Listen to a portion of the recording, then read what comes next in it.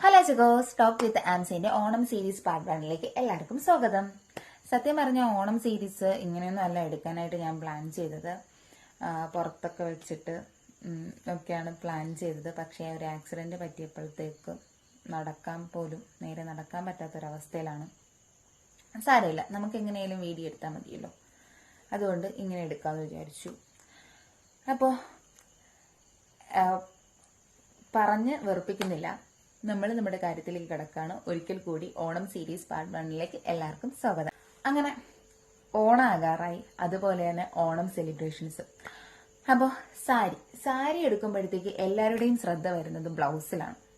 Okay, അപ്പോൾ ഇന്നത്തെ എൻ്റെ വീഡിയോ എന്ന് വെച്ചാൽ യൂഷ്വലി നമ്മൾ യൂസ് ചെയ്യുന്ന ഫാബ്രിക്സ് അല്ലാണ്ട് ബ്ലൗസിന് വേണ്ടി ഏതൊക്കെ different type of fabrics use ചെയ്യാം എന്നതാണ്.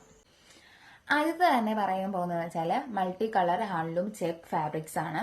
അപ്പൊ ഇതെന്ന് പറയുന്നതെന്ന് വെച്ചാൽ പല ഡാർക്ക് ഷെയ്ഡ്സിൽ അവൈലബിൾ ആണ്, അതുപോലെ തന്നെ പല പല കളർ കോമ്പിനേഷനിൽ അവൈലബിൾ ആണ്.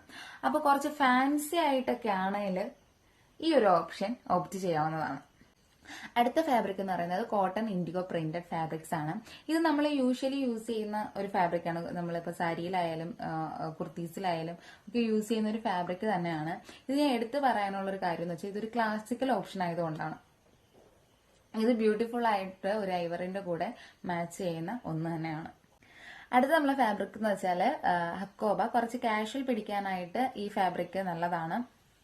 അതുപോലെ തന്നെ യൂഷ്വലി നമ്മൾ യൂസ് ചെയ്യുന്ന പാറ്റേൺ അല്ലാണ്ട് കുറച്ച് ഡിഫറെന്റ് ആയിട്ട് ഒരു 2-3 ടൈപ്പ് ഓഫ് ഹക്കോബ കമ്പൈൻ ചെയ്തിട്ട് നമ്മുടെ കേരള സാരിയുടെ കൂടെ സ്റ്റൈല് ചെയ്യുന്നത് നല്ലതായിരിക്കും.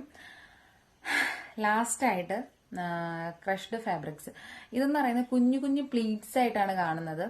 അപ്പോൾ എന്താണ്, നമ്മൾ ട്രഡീഷണൽ ഫീൽ വേണ്ടെങ്കിൽ സ്റ്റൈൽ ചെയ്യാൻ പറ്റിയ അല്ലെങ്കിൽ മാച്ച് ചെയ്യാൻ പറ്റിയ നല്ലൊരു ഫാബ്രിക്കാണ് ക്രഷ്ഡ് ഫാബ്രിക്സ് എന്ന് പറയുന്നത്. എല്ലാവർക്കും മനസ്സിലായി എന്ന് വിചാരിക്കുന്നു. വീഡിയോ മീൻസ് കാണിച്ചു തരണമെന്നുണ്ടായിരുന്നു, പറ്റാത്തൊരവസ്ഥ ആയതുകൊണ്ടാണ്.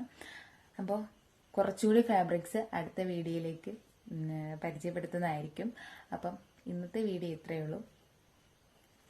ബൈ.